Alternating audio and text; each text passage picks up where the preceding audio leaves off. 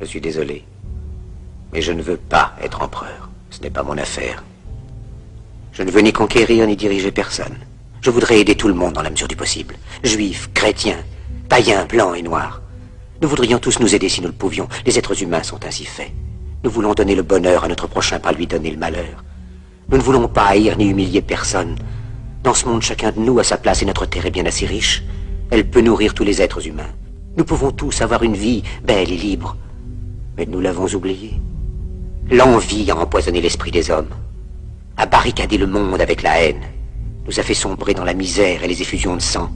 Nous avons développé la vitesse pour nous enfermer en nous-mêmes. Les machines qui nous apportent l'abondance nous laissent dans l'insatisfaction. Notre savoir nous a fait devenir cyniques. Nous sommes inhumains à force d'intelligence. Nous ne ressentons pas assez et nous pensons beaucoup trop. Nous sommes trop mécanisés et nous manquons d'humanité. Nous sommes trop cultivés et nous manquons de tendresse et de gentillesse. Sans ces qualités humaines, la vie n'est plus que violence. Et tout est perdu.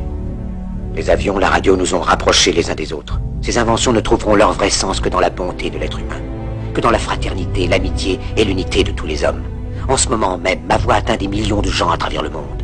Des millions d'hommes, de femmes et d'enfants désespérés, victimes d'un système qui torture les faibles et emprisonne les innocents.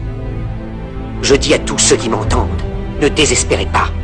Le malheur qui est sur nous n'est que le produit éphémère de l'avidité, de l'amertume de ceux qui ont peur des progrès qu'accomplit l'humanité.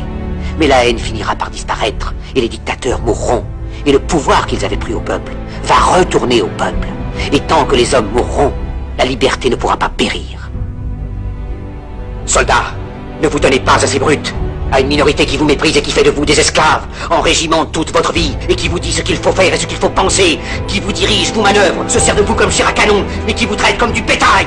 Ne donnez pas votre vie à ces êtres inhumains, ces hommes-machines, avec une machine à la place de la tête et une machine dans le cœur. Vous n'êtes pas des machines, vous n'êtes pas des esclaves, vous êtes des hommes. Des hommes avec tout l'amour du monde dans le cœur. Vous n'avez pas de haine, sinon pour ce qui est inhumain, ce qui n'est pas fait d'amour. Soldats, ne vous battez pas pour l'esclavage, mais pour la liberté. Il est écrit dans l'évangile selon saint Luc, le royaume de Dieu est dans l'être humain, pas dans un seul humain, ni dans un groupe d'humains, mais dans tous les humains, en vous. Vous, le peuple, qui avez le pouvoir de créer les machines, le pouvoir de créer le bonheur. Vous, le peuple, en avez le pouvoir de rendre la vie belle et libre, le pouvoir de faire de cette vie une merveilleuse aventure. Alors au nom même de la démocratie, utilisons ce pouvoir. Il faut tous nous unir. Il faut nous battre pour un monde nouveau, décent et humain, qui donnera à chacun l'occasion de travailler, qui apportera un avenir à la jeunesse et à la vieillesse la sécurité.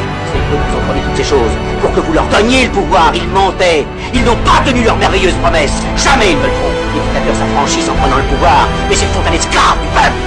Alors il faut nous battre pour accomplir toutes leurs promesses. Il faut nous battre pour libérer le monde, pour renverser les frontières et les barrières raciales, pour en finir avec l'avidité, avec la haine et l'intolérance. Il faut nous battre pour construire un monde de raison, un monde où la science et le progrès mèneront tous les hommes vers le bonheur. Soldats, au nom de la démocratie, unissons-nous tous!